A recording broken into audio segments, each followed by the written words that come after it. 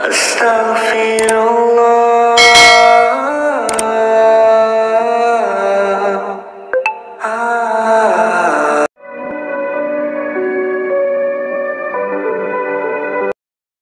kok nggak pakai jilbab? Kamu kok nggak menutup aurat? Yang penting ditutup itu hatinya. Aku khawatir kalau cara berpikirmu begitu, nanti di tengah jalan kau jumpa dengan orang gila, maaf nggak pakai celana. Pas kau tanya, orang gila kenapa nggak pakai celana? Dia jawab sama seperti jawaban yang tadi. Yang penting pakai celana itu hatinya. Logika berpikirmu diluruskan. Kenapa Ustadz membahas tentang menutup aurat ini lama sekali? Karena segala perbuatan dosa berawal dari terbukanya aurat. Apa kata Allah kepada Nabi Muhammad? Ya ayuhan Nabi, qul li azwajika wa banatika wa nisa'il mu'minin yudnina alaihinna min jalabibihinna. Hendaklah mereka menurunkan kudungnya. Yang ketika itu mereka pakai kerudung juga, tapi saat mereka pakai kerudung itu lehernya terbuka. Maka ketika turun ayat ini, yang sebelumnya hanya ke kepala, leher terbuka, tutup. Lalu kemudian pakaiannya ketika itu, apakah berdosa orang tua membiarkan anak perempuan tidak berhijab? La yadkhul jannata, tak masuk surga ayah, tak masuk surga abang, tak masuk surga suami. Dayyus, yang tak ada rasa cemburunya, membiarkan istri, adik, anak perempuan keluar rumah tak pakai hijab. Dayyus, tak ada cemburu. Ingat, bapak yang rajin salat, yang rajin puasa sunat, selangkah lagi kau masuk surga, selangkah mau masuk Jannatul Firdaus.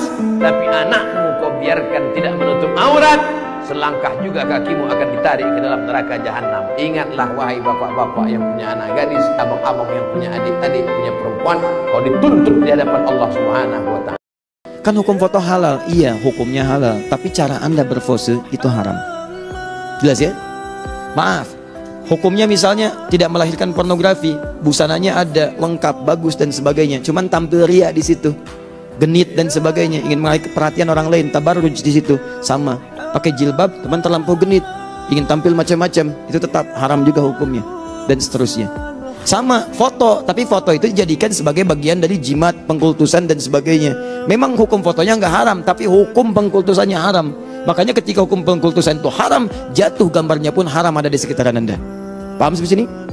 Maka dari itu, jika Anda ingin misalnya menjadikan gambaran foto-foto itu sebagai dokumen-dokumen saja, untuk yang disampaikan sebagai pembelajaran, misalnya pengingat pada keluarga, ini kakek, ini nenek dan sebagainya, sehingga mereka lebih merasakan ketika berdoa kepada Allah Subhanahu wa ta'ala.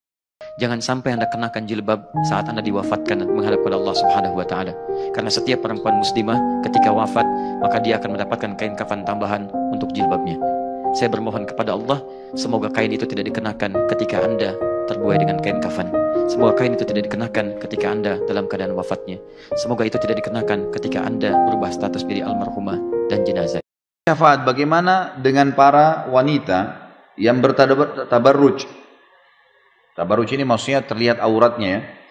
Dikatakan mereka tidak akan bisa mencium wanginya surga dari jarak sekian dan sekian. Apakah mereka juga bisa memberikan syafaat dari Allah? Tentu saja yang dimaksud dengan tidak bisa mencium bau surga adalah mereka kalau meninggal tidak sempat taubat, mereka akan mendapatkan hukuman, gitu kan? Mencium bau surga di sini masuk dalam timbangan amal. Dilihat lagi timbangan amalnya. Kalau timbangan amalnya lebih banyak, ya, lebih banyak misalnya ya, misal pun, maka itu mungkin dia masih bisa selamat. Tapi memang membuka aurat dosa besar ya, dosa besar.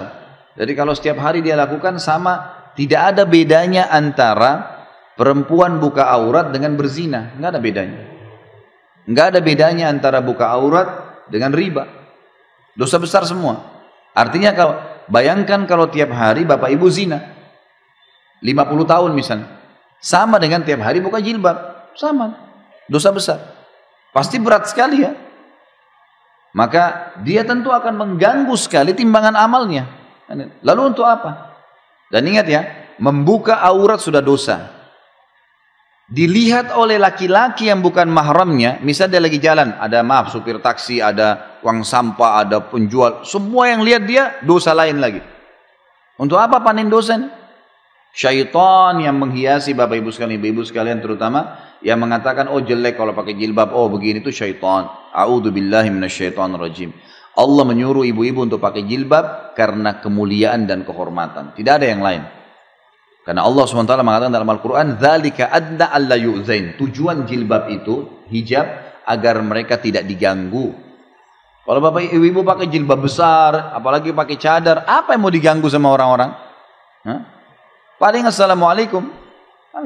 Tapi kalau orang pakai celana jeans ketat, orang pakai baju ketat, ya wajarlah diganggu. Dan kata para ulama, kalau ada orang wanita sudah jaga hijabnya, lalu diperkosa oleh penjahat, dia dapat pahala, yang perkosa dapat dosa. Tapi kalau ada wanita sengaja memamer auratnya dan diperkosa, dua-dua dapat dosa. Dia penyebabnya. Untuk apa tidak pakai hijab? Was-was syaitan, itu dosa besar. Dan itu cara yang paling gampang syaitan untuk menyesatkan kaum wanita. Hati-hati. Jadi kalau dia meninggal tidak pakai hijab, Allahu a'lam, kemungkinan dia akan masuk, berat kan dosanya. Tapi pertanyaannya, apakah dia akan bisa memberikan syafaat? Ini juga tidak tahu, tergantung kalau dia lolos. Oh, dia lolos, gitu kan? Tapi untuk mencari amal ibadah yang bisa berimbang dengan dosa tidak pakai hijab ini sulit. Nah, dosa besar. Kenapa belum berhijab? Yang penting menghijabi hati dulu. Daripada kepala dihijabi tapi hatinya dengki. Gak ada yang menghijabi hati. Menghijabi hati itu gak bagus. Khatamallahu ala qulubihim. Allah menutup hati mereka. Siapa mereka? Orang yang kufur. Jadi yang harusnya menutup kepala membuka hati, bukan menutup hati membuka kepala. Kebalik, jangan disuruh tutup hatinya. Yang ada alam nashrah laka sadrak. Dilapangkan, dibuka dadanya biar dapat hidayah. Tapi kepala ditutup semampunya. Belajar mungkin awalnya cuma diikat doang. Yang jelas bertahap. Yang pasti nih, bukan nutup hati buka kepala, tapi tutup kepala buka hati. Kalau ada orang yang berhijab tapi masih buat dosa, jangan salahkan hijabnya, salahkan orangnya. Ada orang yang sholat tapi korupsi, jangan salahkan sholatnya, salahkan orang yang korupsinya. Apakah berdosa orang tua membiarkan anak perempuan tidak berhijab? La yadkhulul jannata, tak masuk surga ayah, tak masuk surga abang, tak masuk surga suami. Dayyus, yang tak ada rasa cemburunya. Abang, ayah, suami membiarkan istri, adik, anak perempuan keluar rumah tak pakai hijab. Dayyus, tak ada cemburunya. Itu adik kau? Iya. Cantik ku tengok. Iyalah, abangnya kan ganteng. Dayyus, tak ada rasa cemburu. Mestinya wajahnya merah. Kenapa kau tengok aurat saudaraku, saudariku, adikku, anakku? Ingat, bapak yang rajin sholat, yang rajin puasa sunat, selangkah lagi kau masuk surga, selangkah mau masuk Jannatul Firdaus. Tapi anakmu kau biarkan tidak menutup aurat, selangkah juga kakimu akan ditarik ke dalam neraka jahanam. Ingatlah wahai bapak-bapak yang punya anak gadis, abang-abang yang punya adik-adik, punya perempuan, kau dituntut di hadapan Allah Subhanahu wa ta'ala.